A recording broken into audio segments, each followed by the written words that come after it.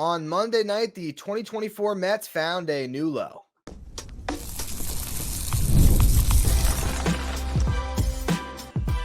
You are Locked On Mets, your daily New York Mets podcast. Part of the Locked On Podcast Network, your team every day. Hello to all you amazing Mets fans. You're watching Locked On Mets, part of the Locked On Podcast Network, your team every day.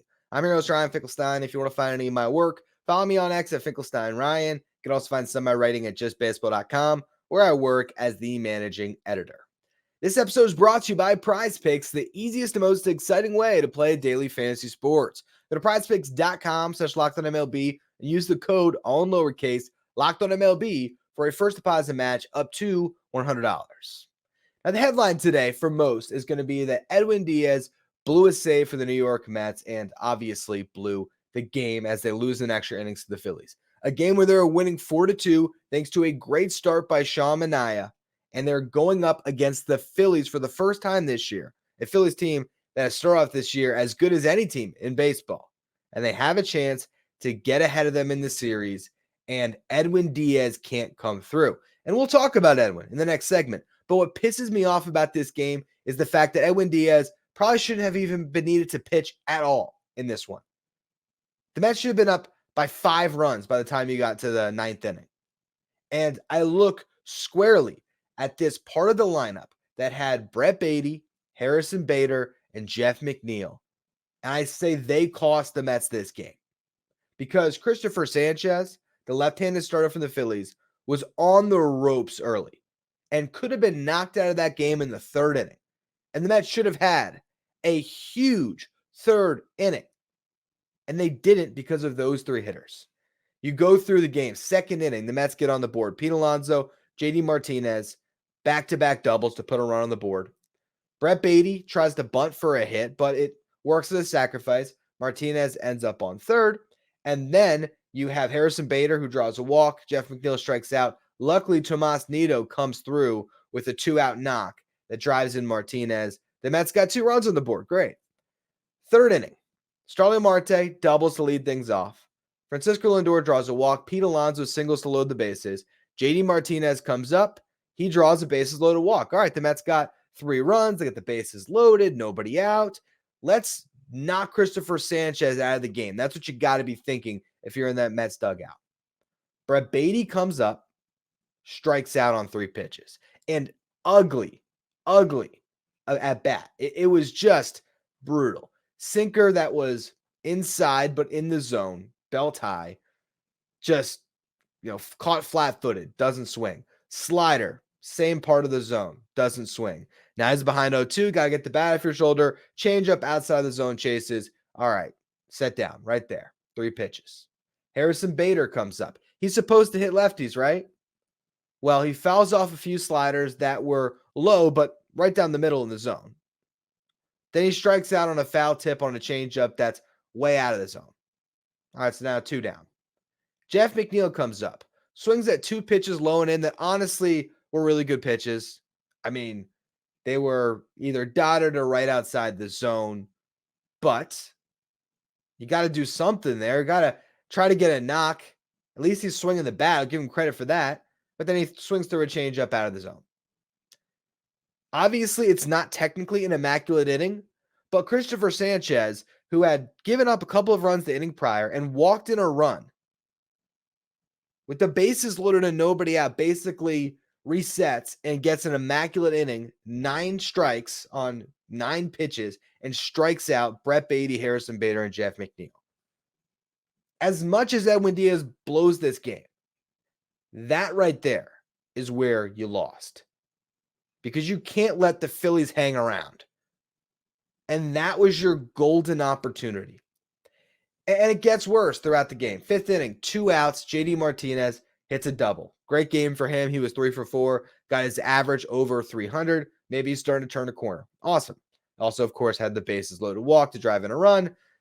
Had the RBI double that drove in Alonso. So really good day at the office for JDM. Brett Baty comes up, though. Strikes out on 3 pitches again. Just doesn't look comfortable at all in the box against a lefty. Harrison Bader leads off the sixth with a base hit. Already got a hit. Tries to steal second, gets thrown out. Only one of Beatty, McNeil, and Bader got a hit. It was that one, and he gets thrown out at second base. Now, Jorge Lopez looked rough after Manaea. We'll talk about Manaea more in the next segment. He gives up a couple of hits in the seventh to start things off, allows a run. Adam Ottavino comes in with a runner on third base, 1 out, gets out of the jam, strands the runner, and then gives you a 1-2-3 eighth inning. And then prior to that eighth inning, the Mets give Edwin Diaz an insurance run. Pete Alonso draws a walk, JD Martinez singles, Tyrone Taylor pinch hits for Brett Beatty to put him out of his misery because the lefty came out of the pen to face him. And he hits what would have been either an inning-ending double play or a force out at third base that keeps the runners away from being 90 feet from scoring. And instead, it's a gift run because Alec Boehm takes his eye off of it, doesn't field it, and the Mets are able to get a gift run. But on that pitch, Tyrone Taylor, the one that he rolled over, he saw a slider down the middle. It was low, but in the zone. A pitch that could have been crushed if you have a proper righty masher off the bench or just a righty that actually thrives against left-handed pitching.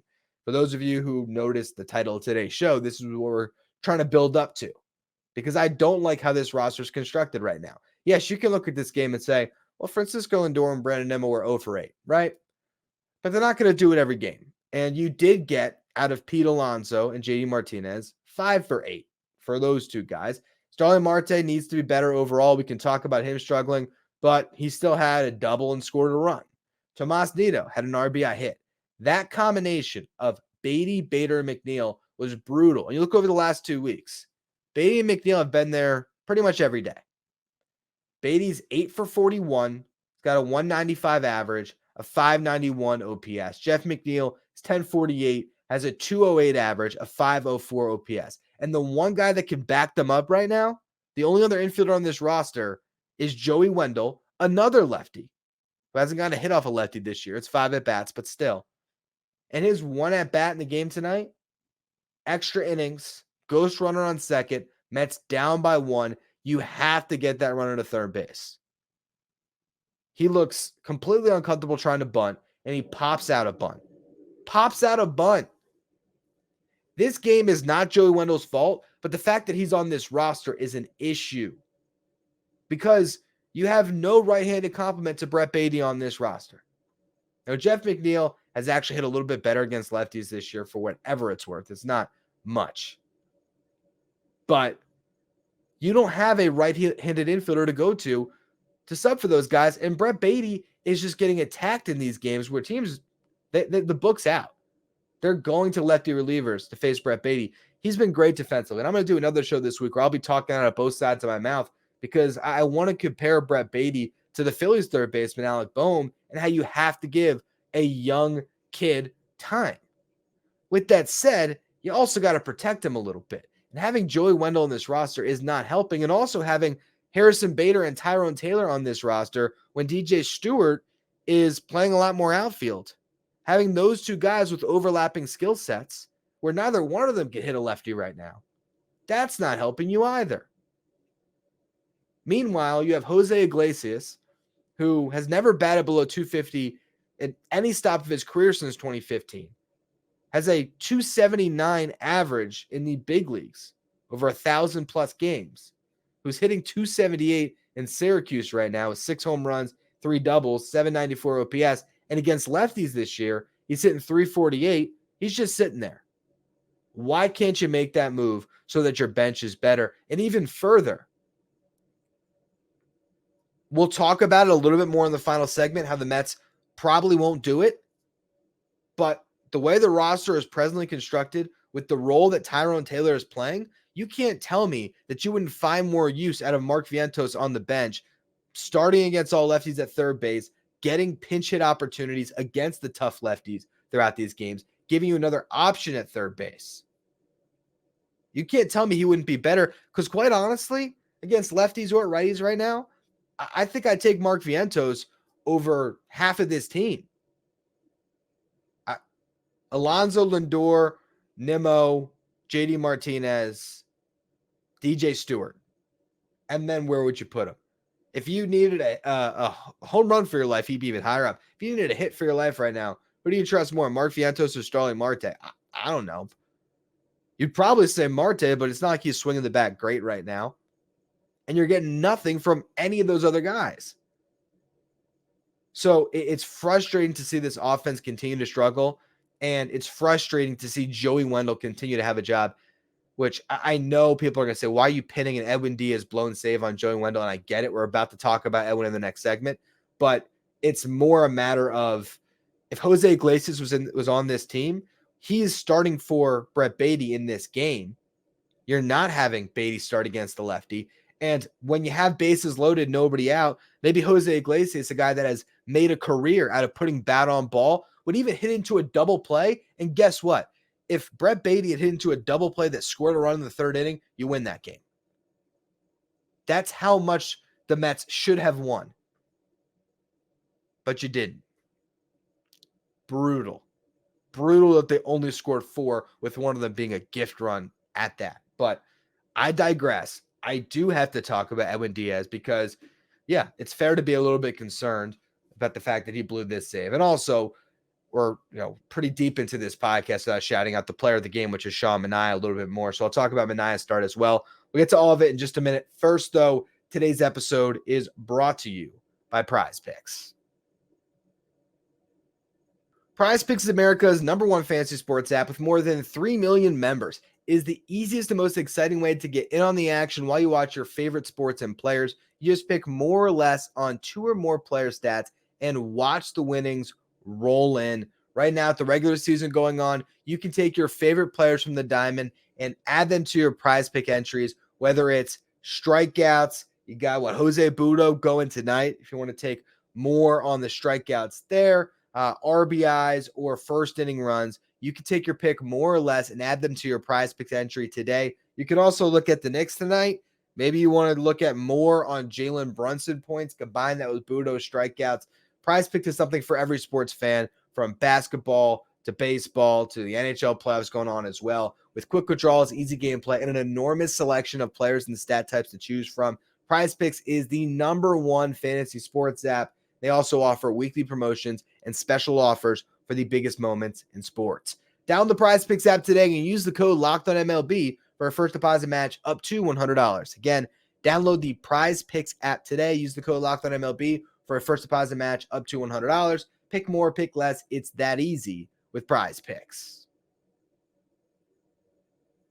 If you don't want to miss out on any of the latest with the New York Mets, make sure you consider becoming a Locked On Mets insider. This is our texting service where you get updates from me anytime something breaks on the Mets. You can ask me questions anytime. You'll have these starting 9 sent to your phone in a graphic every single day through a text message. And it's also where you can take place in our Locked On Mets signed giveaways. We got one going on right now for Jeff McNeil on hits, and all the insiders know it's been a fun ride to watch, or maybe a frustrating ride. But still fun to monitor all the same. If you want to be a Locked On Mets insider, you can find a link in the episode description. We got a subtext.com/LockedOnMets. I also want to point out for my insiders, or just the longtime everyday listeners of the show, the jersey I'm wearing today, I don't typically wear Mets jerseys. It's a Tommy Pham jersey that I bought last year because Tommy Pham proved me wrong on our season-long jersey bet. And I figured it was only fitting to throw it on today because Joey Wendle, no chance is he going to make me wrong this year where I have to buy a Joey Wendle jersey if he has an OPS over 700. It's just not going to happen. So let's talk about Edwin Diaz finally, because as much as I railed against so many other players and the team at large in the first segment, Edwin Diaz comes out to Narco in a 4-2 game with the Phillies facing off against the Mets for the first time this season. You got to have that one, and it is his fault that the Mets lost this game. You have to get that save. Here's the reason why I didn't start the show there. Nothing can be changed about Edwin Diaz.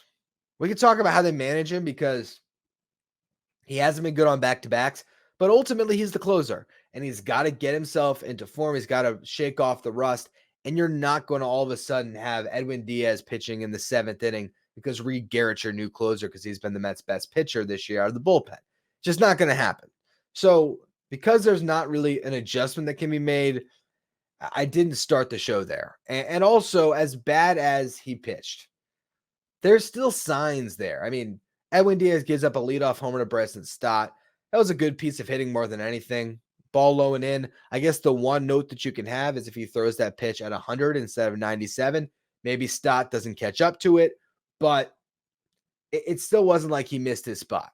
Then, though, he gives up a base hit and he walks a batter. So he's sitting there with 2 runners on, nobody out, 1-run game now. Kyle Schwarber coming in as a pinch hitter.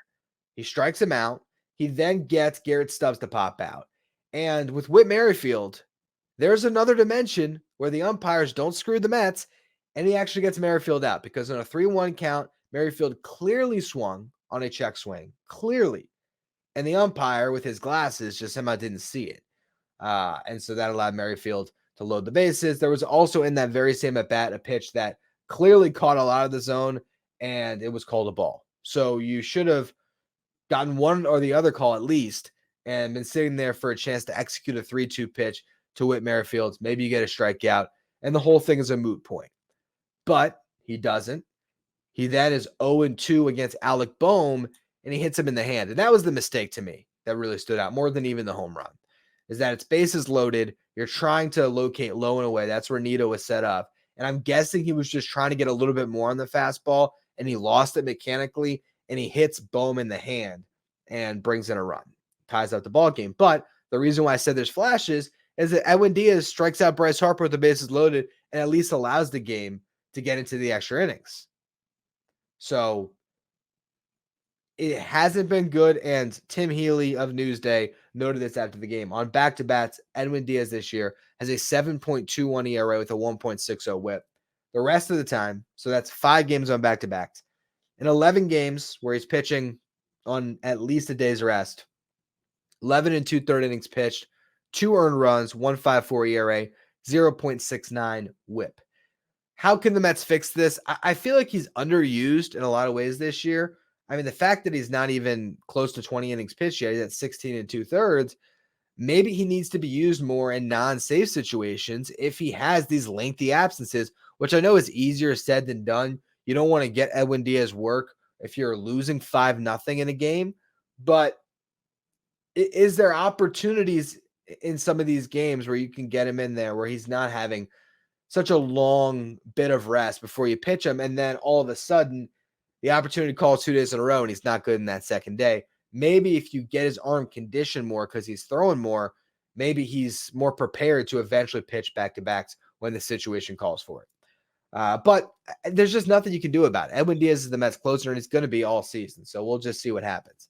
Sean Manaea was great, and it's been too long into the show before I talk about it. I would say this was Manaea's best start of the year. I know his first start of the season, he struck out 8, allowed just 1 hit, went 6 scoreless against the Tigers, but that was the Tigers in the second series of the season. This is squaring off against a Phillies team that has proven to be, if not the best team in the National League, at least the best team in the National League East right now. And you have a chance to get a win against them to start off a 4-game set. And Manaea has to really start things off on the right foot. And he does. I mean, he was pretty brilliant, honestly. I mean, he allows 4 hits in this game, 3 of them in the second inning.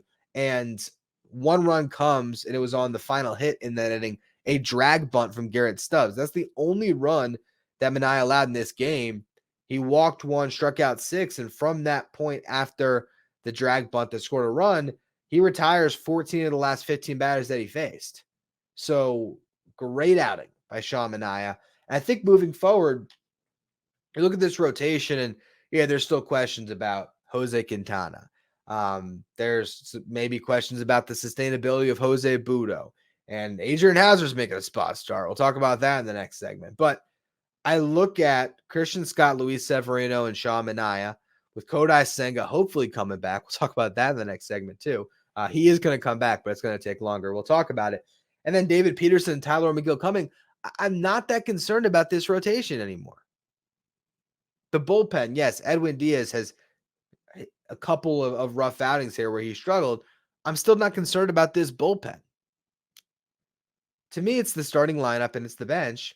And there will be a point this season where they will finally get Lindor, Nimmo, Alonso, and JD Martinez rolling at the same time. And they can be a very dangerous team when that happens.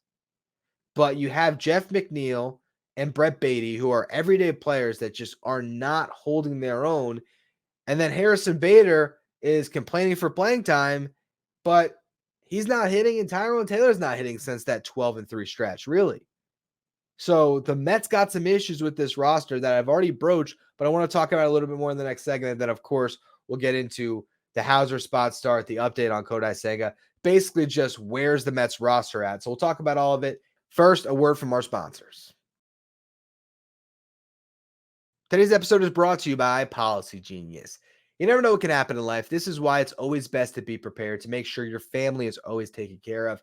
And everyone should have life insurance, but sometimes finding the right policy can be really time consuming and just overwhelming. I know my wife just got a new job, and the process of changing insurance and figuring out life insurance, health insurance, it can just get really stressful. This is where Policygenius aims to help you, because they're the country's leading online insurance marketplace that will save you time and money so you can provide your family with a financial safety net. With Policygenius, you can find insurance policies that start at $292 per year for $1 million of coverage. Some options offer same-day approval and avoid unnecessary medical exams. They'll help you compare quotes from America's top insurers in just a few clicks to find your lowest price. And their licensed experts are on hand to help you and give you unbiased advice. They're not incentivized to recommend one policy over another, so you know that you can trust their guidance.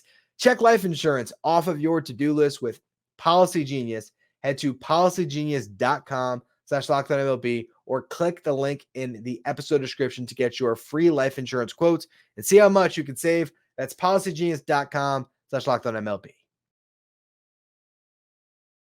With both the NBA and NHL playoffs going on right now, make sure you are up to date with all the latest in the world of sports by following Locked On Sports Today, which is streaming 24/7 on YouTube and on Amazon Fire TV.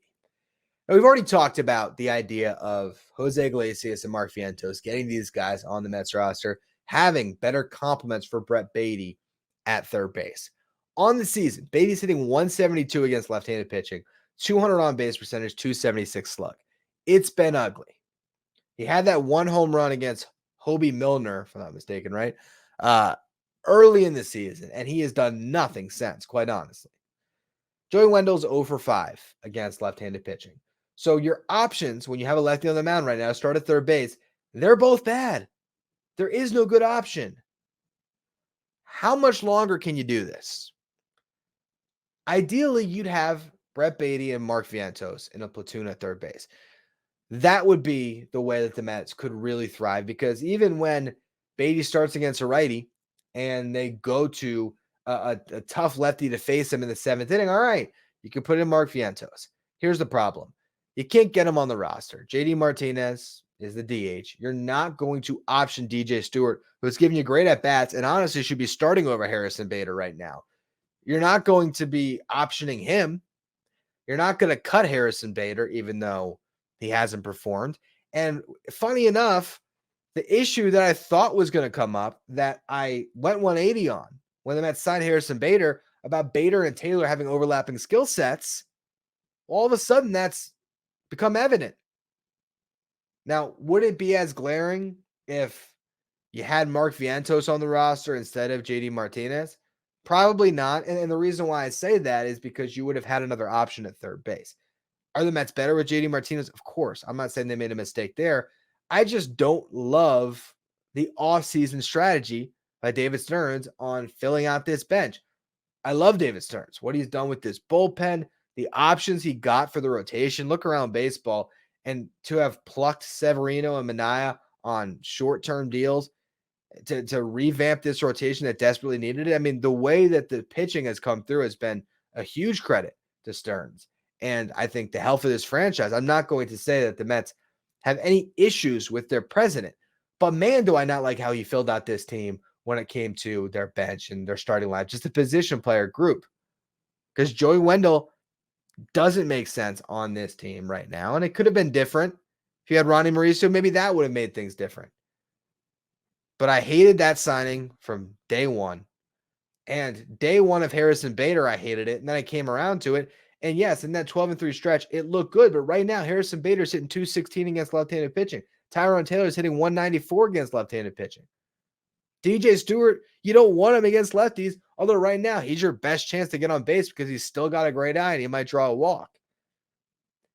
So obviously they're going to keep going to the well with Bader because he has a track record against lefties. And so you're not going to pull him from the team. He's making $10 million. You're not going to just cut him.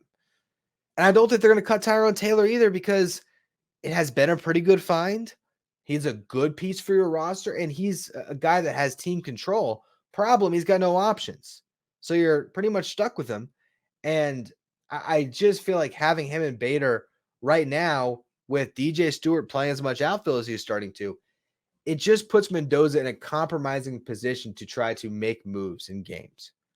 And a compromising position at third base because of Wendle.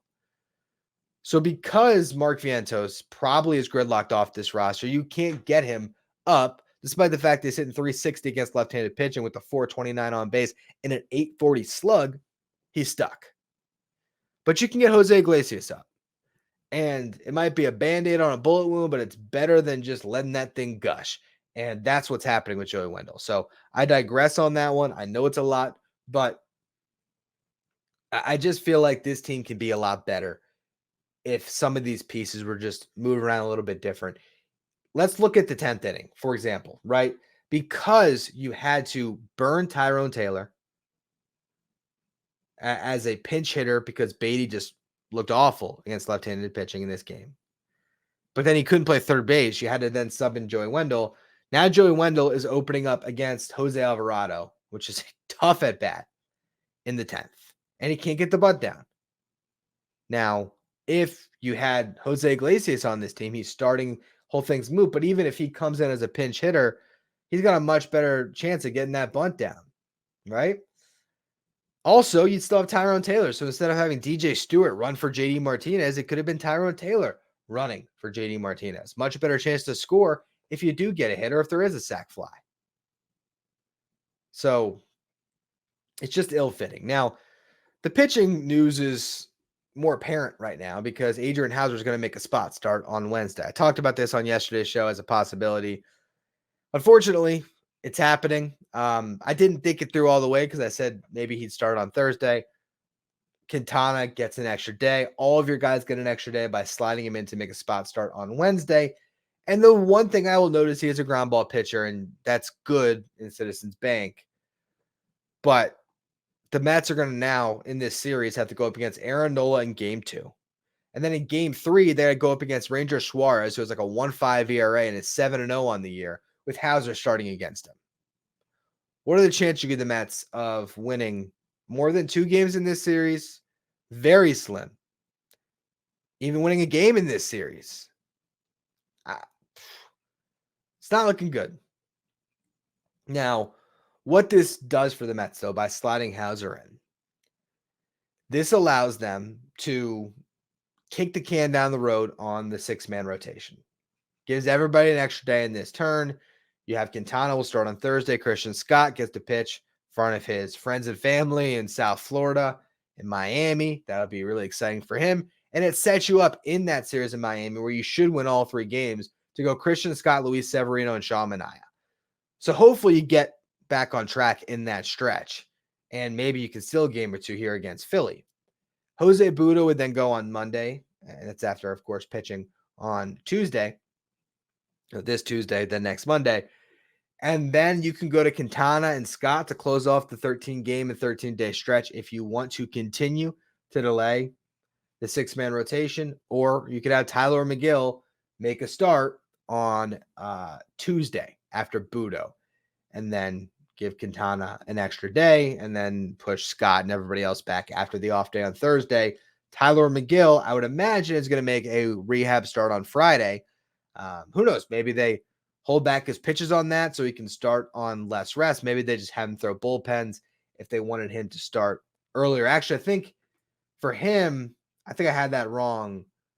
Yeah, he would start on Friday the same day as Scott, which means that he actually would not be able to join the rotation again until Wednesday, the final day or the final game of this stretch that the Mets have had. So we'll see what they do with it. Kodai Senga is not going to begin a rehab assignment. He's still working on his mechanics. He talked about that to the media a bit today. Just said that a mechanical issue is what he believes led to the injury. So he wants to fix that and throwing sessions into bullpens before he faces live hitters and gets on a rehab assignment. So with that said, after we see the Mets go through this stretch and get to the next 13 games and 13-day stretch before they go to London, I think they'll continue to go to a 6-man rotation that might stick moving forward with Scott, Severino, Manaea, Budo, Quintana, McGill. That would be what the order would be on that next stretch, assuming the McGill's inserted into this rotation. Last few roster notes before we close. David Peterson moving on to Binghamton for his rehab assignment. Shintaro Fujinami was called up to just be put on the Major League IL. What this means is if the Mets need a roster spot, say when McGill, well, actually not McGill, McGill's already on the 40. When Peterson needs to come off the 60, this would give them the opportunity to move Fujinami to the 60 and not have to drop anybody else. So just a little housekeeping there. And the last one, Max Kranick, who was designated for assignment, ended up getting outrighted to Syracuse. Nobody claimed him. That happened on the 11th, but I didn't catch it when it did. So Kranick gives the Mets some more Major League starter depth sitting in Syracuse now. Anyway, that's going to be all for today's edition of Locked On Mets. Tomorrow's show, we'll be talking about Mets versus Phillies Game 2. We'll see if there's something to be frustrated about or happy about in that game. And again, at some point this week, I'm going to be doing an article on Brett Beatty and Alec Boehm and sort of how long of a leash do you give a guy like that. So we'll talk about that on the show this week as well. If you don't want to miss out on any of those conversations about your Mets and you're listening on the audio side, make sure you follow, rate, and review wherever you get your podcasts. If you're watching on YouTube, hit that subscribe button, trying to make a push to 9,000 subs. I appreciate all of you who subscribe. If you want to be a Locked On Mets insider, be part of our texting service, find the link in the episode description. Go to subtext.com/LockedOnMets. You can find me on X at Finkelstein Ryan. Follow the show at Locked On Mets. Thank you for making Locked On Mets your first listen or your first watch every day. Now, for your second watch, head over to YouTube and check out Locked On Sports Today to stay up to date on all the latest in the world of sports right now.